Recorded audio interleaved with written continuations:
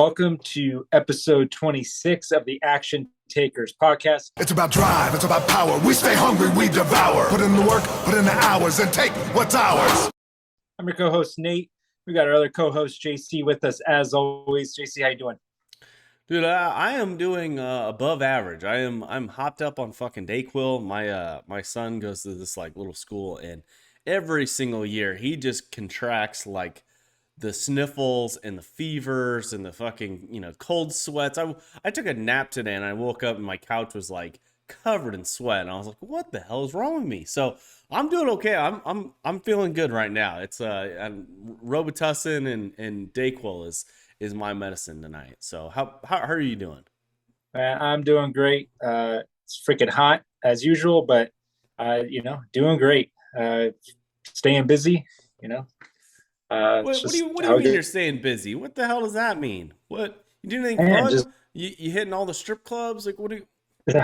No, just working, man. Working.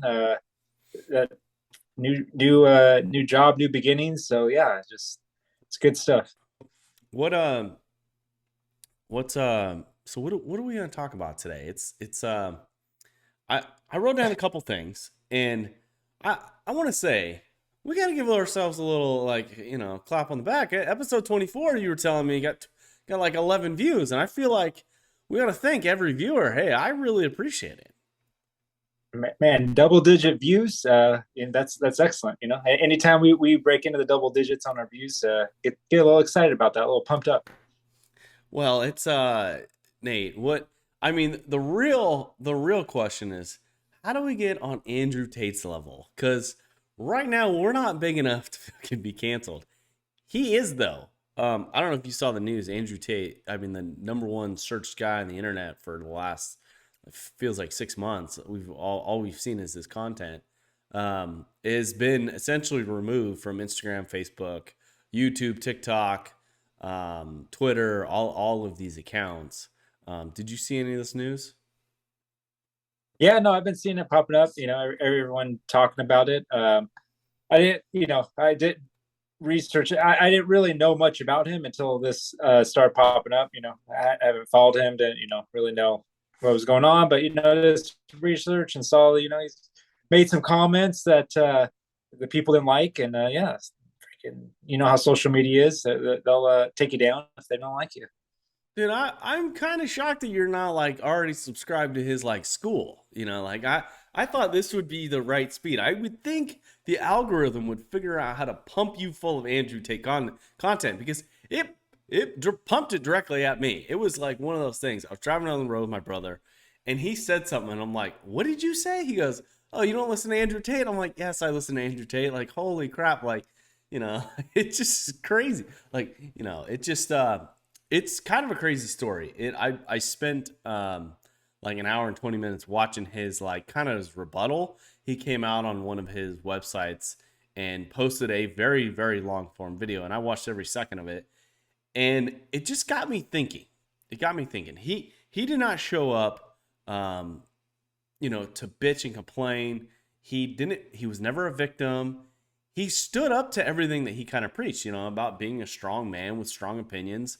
And the tenacity and the ability to essentially take extreme ownership over every single action. And I was just shocked. Like, the one thing that it kind of reminded me of is our President Trump. Like, an absolute master communicator. And I wanted your opinion on. I don't really care about the whole Andrew Tate thing. I don't really care about canceled or whatever. We can get into freedom of speech if you want to, but I was more intrigued by this guy's just demeanor and the way he communicated. I mean there's a few people that really have that super great effectiveness, and former President Obama is the same way, right? With his speeches, pausing, tonality. There's a lot of people that are really effective like that, and that just can whether it's pre-written speech or even just natural, there are those people that are just really effective of getting their message across with all that stuff, and seems to be one of them as well. So it's definitely takes some people it comes natural, and I think some people are really work on it. But there are those out there that are just effective communicators, that whether it's doing videos or speeches or whatever it is, that really get their point across really well.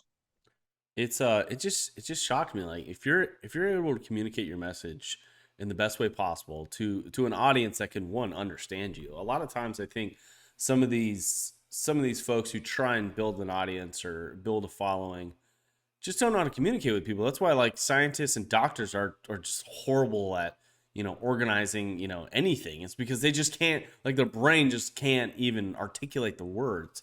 And I was thinking about it. The Andrew Tate thing is the Andrew Tate thing. I personally think it was predetermined that he was going to get canceled, and he knew that, and he put in certain places, certain steps to essentially affect a plan where he could essentially take over the world.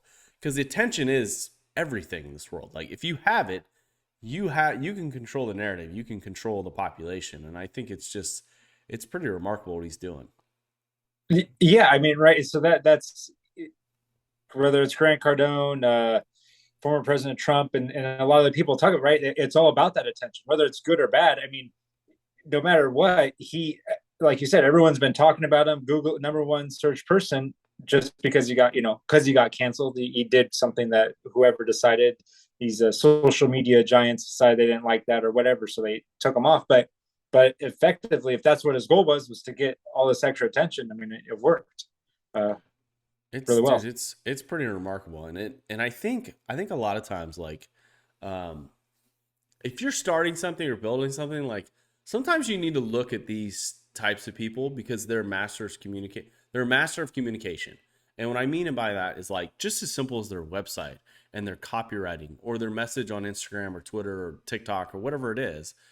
I think these people should be fucking like studied. Like I think they're really good. Like I think they're like Gary Vee, like Grant Cardone, Brad Lee. These are guys who really can make a difference, and it's really shocking. It's really intriguing, and I wanted to ask you this: if you had the opportunity, and it seems like you do, is this a type of person you'd want to become?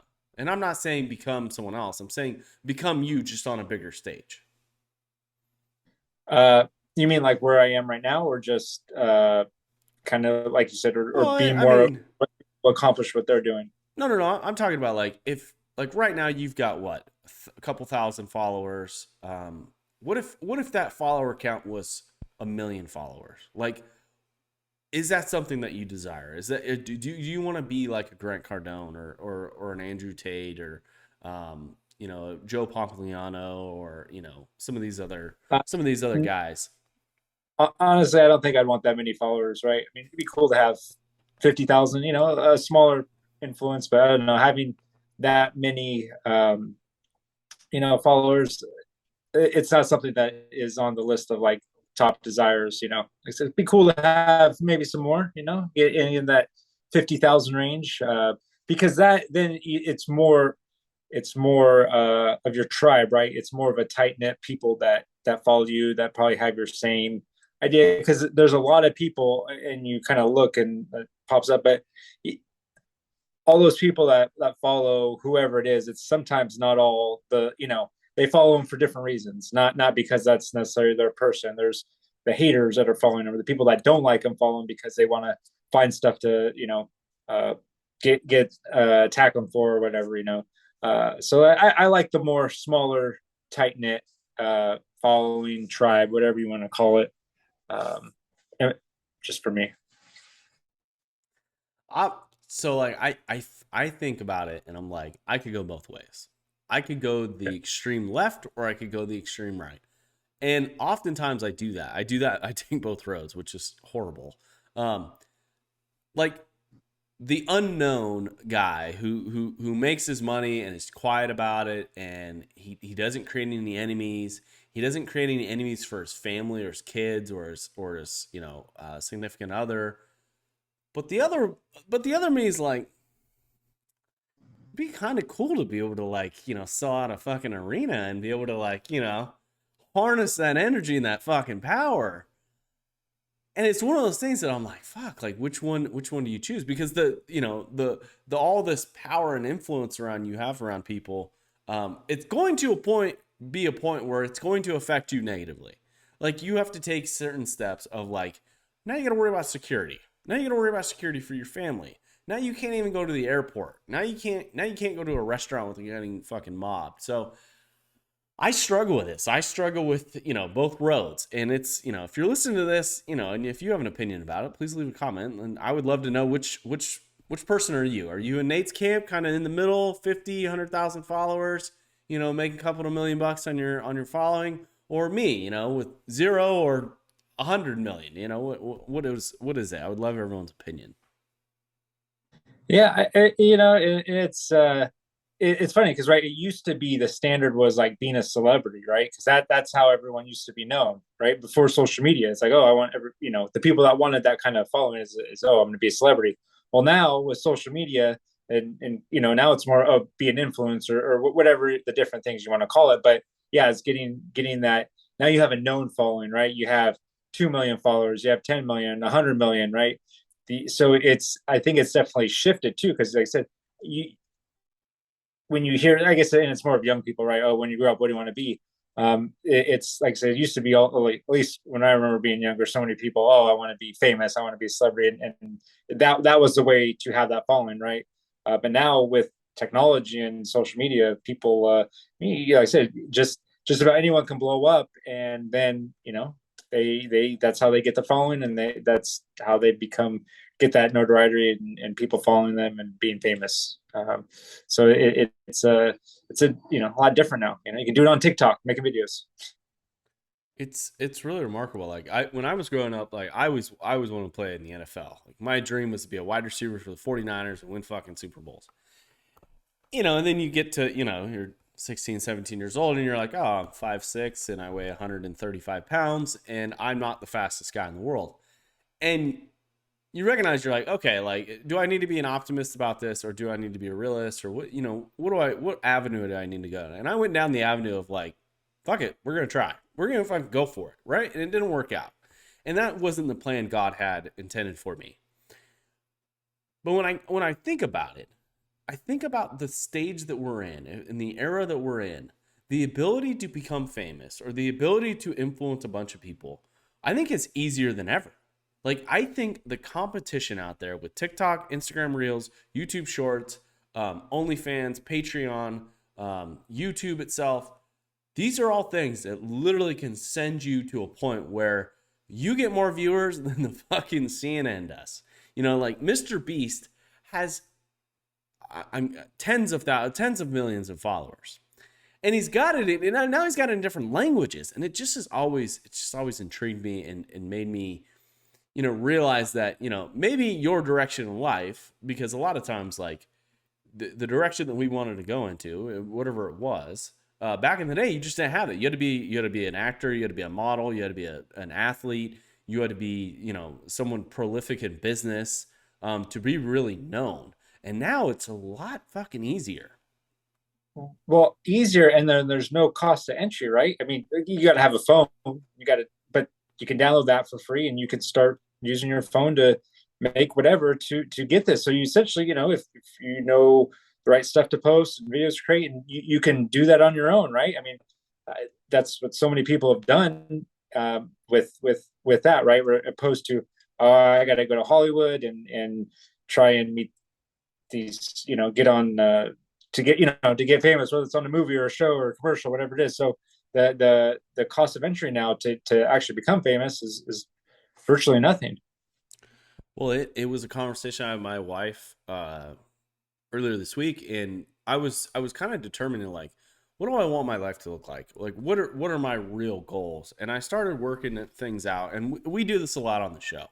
And I think it's a good exercise, and I think it's a good thing that you need to visit all the time. Because I think as you grow and you mature and things get, I don't want to say easier, but you just have more experience in life. Sometimes your goals just fucking change. And the more I think about it, the more influence I want to have on the world. And because I think, starting this podcast itself, if we reach hundreds of thousands of downloads at some point in time, that's going to be pretty fucking incredible. And it's going to be pretty incredible because we're posting it on our free podcast network. We've got a website that costs us $12 a year. We've got an email newsletter that literally costs nothing. It absolutely costs nothing. So for $12 with some shitty equipment, you can create something that's fucking pretty remarkable. And I was thinking about it. And I'm like, we were doing the math earlier today, and I'm like, all right, so what do we need to live on? Like, how much money do we need? Like, really, how much do we need? Like, we can go to, Wally World and do the bargain shopping. How much do you think it is? And how do we cut our bills, to give ourselves the best opportunity, the best runway? Because my goals have changed. Like, dude, I started writing again, and it's been fucking incredible. Like, I'm kind of serving my audience a little bit better. And I think with those actions, like, you can do remarkable things. And I'm super excited about the future. Yeah, no, that's awesome. I think I should take up some writing too. That's probably the good thing to do. But yeah, Oh fuck! What cracked me up? I was thinking about. I'm like, I fucking don't really like writing, and then I was like, well, you spent 10 years fucking writing about bad shit. Like, that's all the stories you were telling. Like, you show up, someone's beat up, someone's dead. Now take some pictures of it. Tell your story, tell what you see, and it can affect so many fucking people. And in the grand scheme of things, like in law enforcement, like, fuck, like, you could literally affect someone's life in the sense of if they go to prison or not, where their freedoms were taken away. Now I'm like, what am I going to write about? Golf? Like, oh God, like no one's going to prison because I write about golf. You know what I mean? It just, so I would encourage you. I think you should start writing more, because I think the skills that you obtained, becoming a law enforcement officer, are an incredible tool, an incredible fucking way to communicate with the world. So that what you just said kind of takes me to what I'm doing right now, right? Going through training, doing your job, and there's people that are stressed and all these different levels and trying to learn stuff. But it just reminded me of perspective, and just like, and so, oh man, they were pointing out, Nathan, you stay so calm no matter what. We could throw different stuff at you, and all I just realized, like, well, why that is because I spent 6 months getting yelled at and stressful and having to pass scenarios and doing all this stuff. That was like literally like, hey, you don't pass twice, you're kicked out of the academy, you're going to be fired, you lose your job, right? Like, so you spent 6 months doing that. Then you spent another 3 months training after you got out of that, getting yelled at by your training officer and getting told you're doing things wrong all the time and don't drive like that, don't do this. So, and like I said, that was all an internal thought that I was just thinking, is like, well, there's a lot of stuff of why on this training, and like I said, it's just perspective, because there are people stressing. To me, though, it's like, it's not that big of a deal, right? We're not dealing with life or death stuff, or like you said, stuff that can, you got to learn certain things, because what you write is going to affect if someone goes to jail or not, and how if you arrest them, or like, there's all these things that we spent so much time training to do. So any other training that you do is very not that big of a deal. So yeah, when you're sitting there and like, oh, you're so calm, it's like, well, because you've been at the extreme end of being yelled at and trying to learn that under stressful situations. So it's not too bad. With the threat, you're getting yelled at, you're getting talked down to. In the meantime, you're trying not to get killed. Okay, like you're pulling over. You're going to call, getting yelled at, getting cussed at. You're not driving too fast, too slow. Don't do that.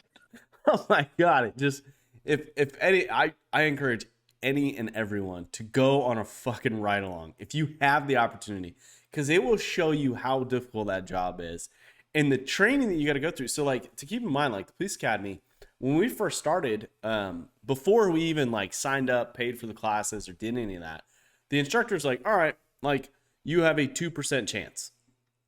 2% of the 145 people sitting here today will make it to their first day as being a cop off training. And I was thinking about it, I'm looking around like, there's a lot of people here, and like 2% is fucking nothing. That was like a handful of us. And it's pretty shocking. It's pretty remarkable. Like, what you put your fucking mind to, you can accomplish. But I highly recommend I highly recommend anyone going on a ride along, because it will scare the fuck out of you. It will put perspective. But then when you kind of after you do the job and you look at it, you're like, that ride along was pretty weak, and you didn't really do anything. But at the time, you've done it and you're trying to get into it. It's fucking cool and awesome. But when you really look back at it, it's like, yeah, we didn't do anything that cool. Maybe you. I had a ride along that he was a firefighter, and he was thinking about wanting to become a cop. And I'm like, all right, dude, I'm gonna do the whole scared straight program. All right, I'm gonna show you what the fuck, like how a bad day can be a bad day, or like how a good day can be, like how to actually chase bad guys. And sure enough, dude, we pulled over this one car, and I thought I was gonna have to fucking get into a gunfight with this dude. And all I'm worried about is this firefighter getting shot because I put him in this dangerous situation. Couldn't find it. Dude had like 2 pounds of fucking heroin on him. Took him to jail. It was this huge fucking deal. Ended up going to prison for like 4 or 5 years. But it just was, I don't know, a good reminder, I guess. Definitely. And you know, those firefighters, you know, going on those ride-alongs, it's gonna show them what real work's about, right? Yeah, absolutely. So what? I mean, None of this sleeping all day, going grocery shopping while you're at work. It not to bag on firefighters too much, but they've got lazy boys in their fucking like firehouse. You know what I mean? Yeah, I mean, gosh, Xboxes and shit. If we were caught sleeping on duty, we'd get fired. But anyways, it's here nor there. I recommend getting into business and not becoming a first responder, or become a first responder and then go start a business and just do your civil duty, like your civic duty of serving the community that you're going to be benefiting off. But Nate, what else we got in the agenda? I wrote down a couple things. What do you want to talk about next? Yeah, man. I think you kind of wrote down maybe talking about some books, and then would you say talking about some promotion stuff, or basically like doing like a pop up, right? It's essentially, you know. Yeah, so I wanted your opinion because you've done a lot of this stuff and I haven't. I'm not a very good self promoter, to say the least, and I've only done like these booths a couple times. And someone approached me, they're like, "Hey, you've got this business with this community. Why don't you pay $25, put your shit up, and show off that you have a business and like sell something?" I'm like, I don't know, like. You know, like, what is there going to be a lot of people there? Like, what do I got to give away? And I immediately got it like kind of negative, but I wanted your take. Like, if you're setting up a pop-up store or pop-up booth, like, what are some certain things that you'd want to accomplish either on that day or before the day, or what would you want to sell or give away? Like, I need some ideas, to say the least. I mean, it's right. So what your thing is mostly awareness. You know, yours is more of a marketing. You know, you're not necessarily, because you're not going to install a mailbox for them right there, right? Opposed to someone that's selling purses, selling, I don't know, that they're actually going to transact there at the pop-up. So since you're more promoting, I mean, I think, you know, have obviously the new mailboxes that you install. Yeah, you can either give away just candy or whatever to bring people close. I don't know if you have, you know, yeah, I mean, people make pencils and pens and I don't know, all kinds of crazy giveaway stuff. But I think, you know, like I said, from what you're doing, obviously you're not going to be installing any mailboxes there. So yours is all marketing. And I think I think it's always good, right? It's awareness. I mean, if you can talk to 20 people, it's 20 new people that know about you, and maybe 4 or 5 of them, you know, want to do a mailbox. So for that $25 investment, you get 4 or 5 mailbox out of it. I mean, it's definitely going to be good. I don't know. It was one of those things that like, just not very confident in my actions. And I was thinking about doing, I'm like, what? So you're right. It's a marketing thing. It's not a sales thing. And I was trying to figure out like, what item could I give away that's pretty cool and that no one's just going to grab and throw away in the trash. Cause I've gotten those pens, I've gotten those fucking stress balls, I've gotten those shitty bags. And every time I'm like, this is just garbage. Like I could care less. But I wanted your opinion on it. Stadium beer cups, okay? Big nice logo on the side. Does anyone get rid of those cups? Because in my family, the double wide trailer park that we grew up in, if we were lucky enough to go to a sporting event and we saw those cups, like those beer cups, my dad's like, grab those. Like, those are good cups. And we would bring them home and fucking wash them out and use them for like 10 years. What are your thoughts on that? I mean, you know who utilizes that is Dickie's Barbecue, right? I mean, they Yes, they do. right, and people do keep those, you know, because they're a good plastic cup. I mean, I think it's a great idea. Either a nice 16-ounce cup with the logo. Yeah, I mean that's it's a good thing because that's something that more people are going to use. That yeah, people use pens, but they get lost and whatever. And the other thing too is you can give away maybe a nice prize, and that people remember where they got it. Maybe doesn't necessarily have to be a Yeti cup, but maybe some sort of similar, cup that keeps things cold and it's a little bit nicer.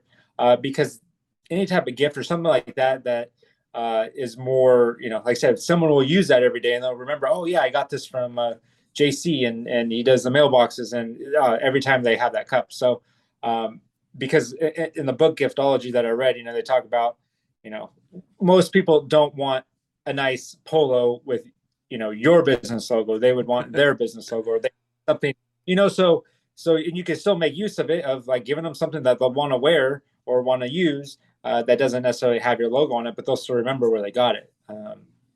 Which is, like I said, which is an impression, right? Every time they use that cup, or if someone says, "Oh man, that's a nice cup. Where'd you get it?" "Oh, I got it from JC at his pop up and he does mailbox." So you can start conversations, and it definitely has a good marketing effect if you want to go that route of investing in a little bit in some sort of prize. I don't know, do a raffle or whatever that someone can win. No, I think a raffle would be kind of cool. I'd like I could give away like a fucking new mailbox, cost me $60 or whatever, like, and Boom, just right there. just figure out that way. Uh, You I mentioned, say it again. No, so and for that, I mean, and boom, get the form. Hey, yeah, enter the raffle. Just your name, email, phone number, right? You start building a list of people Yeah. to follow. That's how you. Sorry, my camera fucking like all of a sudden I looked at our Zoom call and I'm fucking blurry. I don't know what's You going know on. what? Technical sometime. If anyone is this far in the show, though, while that's going on, please subscribe, like, share, comment, leave a review. We sometimes forget to mention that, but anything helps. We're trying to grow the show, and yeah, anything you can do, we appreciate it. Absolutely. It's definitely, especially with these technical difficulties, because we don't edit anything. Okay, Nate, I asked one time, Nate, should I edit that out? And you're like, we don't edit. Like, what is raw Yeah, content? You know? we raw on this, all right. Ugh. So what you mentioned a particular book. What book was it? I've been reading a couple new books recently. I wanted your opinion on the books. Um, do you think books are like kind of a hindrance? And I I've got a stack of books that I want to read, and I enjoy reading them. It's like Netflix for me. I canceled my fucking Netflix subscription because I was so pissed. I was like, I'm clicking through shit, and I'm like, it has no value to me. I get nothing out of it, and I got the stack of books. Do you think books sometimes are a negative thing, or are they just all positive? I think it's all positive. Like so the other day I spent like 45 minutes at Barnes and Noble because I'm like, hey, I need a couple new books, and I went through and looking and got a couple, and I don't know, like I've become obsessed with reading. Like I have a stack of books. I have my red stack. I have my stack I need to read, and I just love it now. Like I think I've almost gotten to the point where it's literally a daily habit. There's not even as like that's what I'm going to do. Usually I try to get out first thing in the morning, but I I guess you could say hindrance. Not I don't want to say hindrance, but like I guess you can have knowledge overload, right? If you just keep reading and not absorbing enough, and just like anything, you just got too much of it. But I think they're great. I think there's and that's the thing. I think sometimes people try to get too much out of this whole book. It's like, man, if you just get one little thing, one little something to help, that's all it is, right? Um, and the thing too is like so many people don't read that. Even reading two or three books a year is 98% more than everyone else is doing. So I don't know. I'm a big proponent of them. I can't even believe, like, I wasn't ever a reader in high school or whenever I had to read. I definitely did not enjoy it, but now I freaking enjoy it. And there's so many of them. And let's see, I just finished reading that Dichotomy of Leadership, which is a really good book. highly recommend. Goes through a lot of stories, but a lot of it's military based stuff. But then they have good how the lessons apply to business and life. So lots of good stuff on leadership. It's I'm with you on the book thing. It's I used to think like, oh, it's overload. You can learn too much. Like you're getting in your own way. Go out there and take some fucking action. But I think there's these like reminders, and I think a book either. And I've been reading all types of different books. I used to only read business books, and the problem with business books for me is like I would get 17 fucking ideas and I'd want to execute on them all, and then I would never actually do anything. But then I started reading like some mental health books. One of the books I'm reading right now is it's called The Body Keeps the Score. Absolutely pretty incredible. It's about brain, mind, and body and the healing of trauma. Because it's one of those things that as a manly man, someone who's badass, you don't talk about your feelings.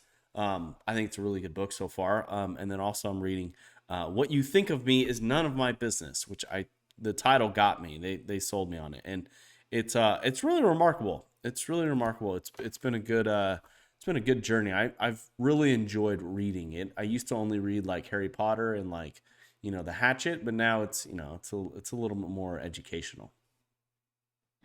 Yeah, I mean, and when I was at the bookstore the other day, and I had circling around the different sections, and then yeah, that was one of the sections. There was some psychology stuff, and I was kind of browsing it because there was a lot of good, that's all nonfiction, so and then there was some social sciences or social, I forget what the other title is, but yeah, there was some good stuff, it was kind of browsing, but I stick with the more of the personal development books that I got.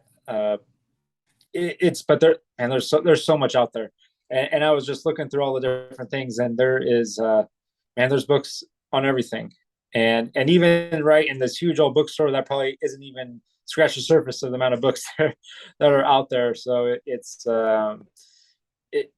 like you said, you feel like maybe you're information overload, but really you're just looking for those couple pieces, I think, that could just help you in any little way. Well, and also like these books, like people spend years writing them, and they spend years studying and organizing the information, and then they just give it to you like for really fucking cheap. Like one of these books that I was reading, it was like $7, and it's like fuck this book could make me millions of fucking dollars, and all they charged me was $7. Like the knowledge is out there. It's easier than ever, and if you can't read, you can go on YouTube and pretty much get these books for free. Whatever we list out. I don't know. Should we include it in the show notes or not? Maybe we should. Maybe we should have a book episode. I would enjoy that actually. If you're broke and you need more money, read The Richest Man in Babylon. I just finished it. Oh my god, it's challenging to read, but the fucking concepts are, even though they're 4,000 years ago, they're still relevant today. Yeah, I mean, a lot has changed since then, but then a lot, hasn't. There's people even back then dealt with the same issues as we do today, right? So it's just, I guess it's in our nature for some of the things that we deal with, and wanting to spend, and because that book's about money. So, and I have read it. It's been a while. I should probably read it again. Brush up my stuff so I can be a little bit more disciplined when it comes to the financial aspect. Well, one of the concepts in the book that I took away the most was, I think a lot of times we worry about paying everyone else and we never pay ourselves. And it's a concept that I was never really taught or never even educated on. It was one of those things that like, if you go buy something, you pay them. And if you get a bill for something, you pay them. And then at the end of the day, you're like, well, I haven't paid myself. And it's like, well, you should come first. Like, fuck the creditors, fuck the people you owe money to. Like, pay yourself first a little bit, and then pay the rest of them. And it was pretty intriguing. It's the law of essentially living on as much as you have. So if you have, say you have $1,000 and you pay yourself $100 out of that, you're going to be able to live on the other 900, even though the last month you lived on the whole 1,000. It's because your body and your mind has the ability to make the $900 work. We always have a saying, my wife and I are like, we used when we were poor, we never went on less vacations. We just went on different vacations. You know, it was like a free vacation. What are we doing? We're going camping. Okay, we're gonna buy a bunch of shitty wine, buy a bunch of shitty beer. We're gonna go up there and get drunk and fish and try and catch our dinner. And that was our vacation. Now it's like, oh, you know, we got to be on an island, and we have a tuna boat come pick us up, and we got to go fucking fish for, 6 hours, and it's like, it's whatever you have to spend, you're gonna spend that. And I think that was a good lesson in that book. Yeah, and that's I don't know who the person was about, but yeah, the majority of the time we pay everyone else, and then what we have left over is what we'll actually invest in, right? Invest into savings, into stocks, or whatever it is.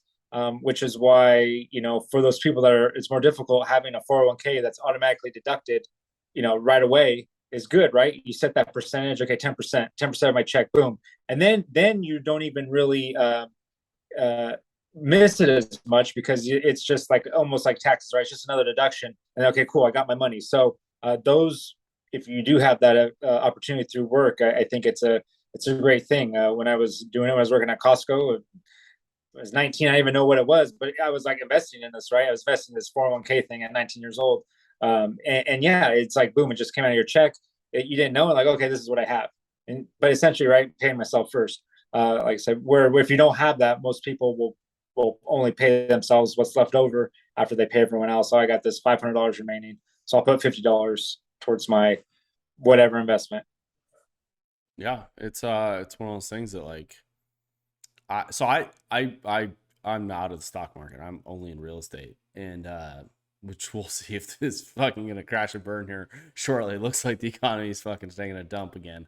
But it's one of those things that, like, you got to be really disciplined, and if you can't be disciplined, find someone that will.